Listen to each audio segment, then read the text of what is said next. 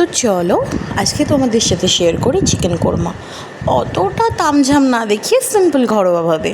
তো এই ভিডিওটা যখন আমি করছিলাম তখনও আমার কাছে রান্না বসিয়ে দেওয়া সত্ত্বেও চিকেনটা এসে পৌঁছায়নি। সো চিকেন যখন আমি ম্যারিনেট করেছি, রেডি করেছি, তার ক্লিপিংস আমার কাছে ছিল না। তো প্রথমেই পেঁয়াজগুলো মোটামুটি 1 কিলো চিকেনে 5টা মতো পেঁয়াজ ভালো করে কুচিয়ে হাফ বেরেস্তা বানিয়ে আর তার সঙ্গে 10-12টা মতো কাজু একই সাথে ফ্রাই করে ঘি আর সাদা তেলে তুলে রাখতে হবে।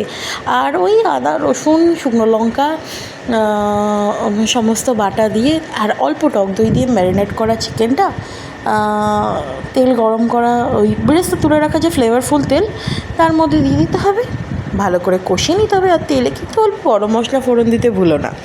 এবার ভালো করে কষিয়ে যখন তেলটা ছেড়ে আসবে তখন এই কাজু আর বেরেস্তা বাটা দিয়ে মিশিয়ে অল্প কষকষে গরম জল দিয়ে হালকা ঘি আর গরম মশলা দিয়ে ফুটিয়ে নাও।